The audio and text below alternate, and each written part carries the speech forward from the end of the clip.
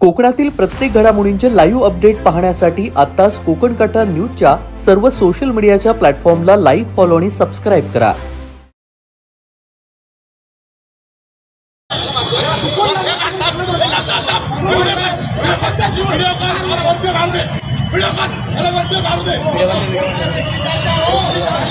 चिपळूणमध्ये एक भीषण अपघात झालाय.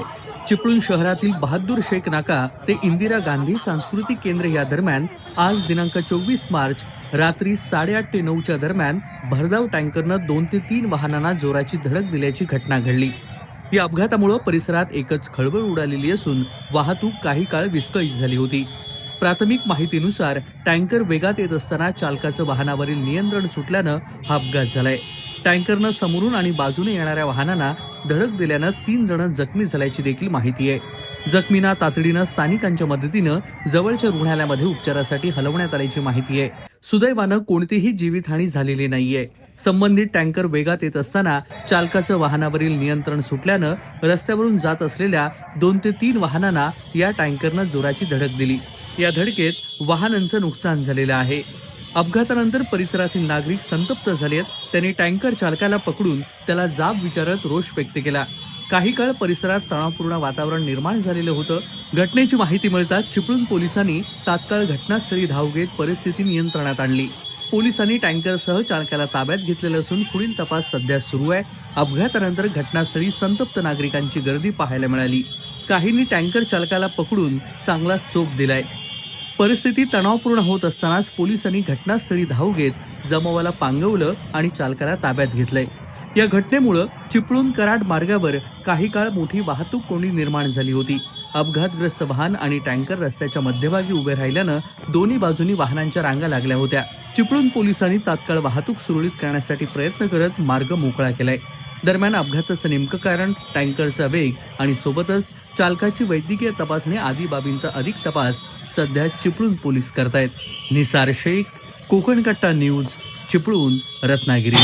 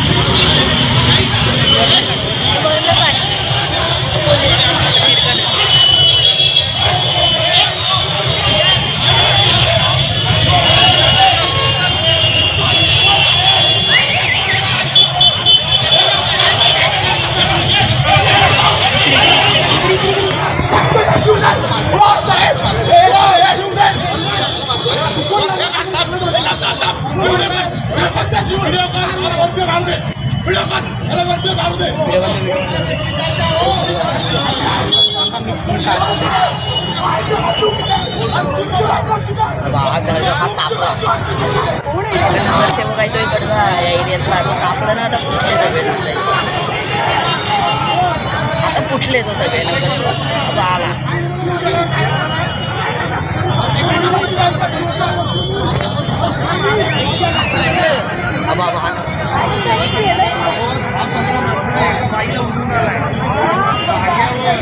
बाई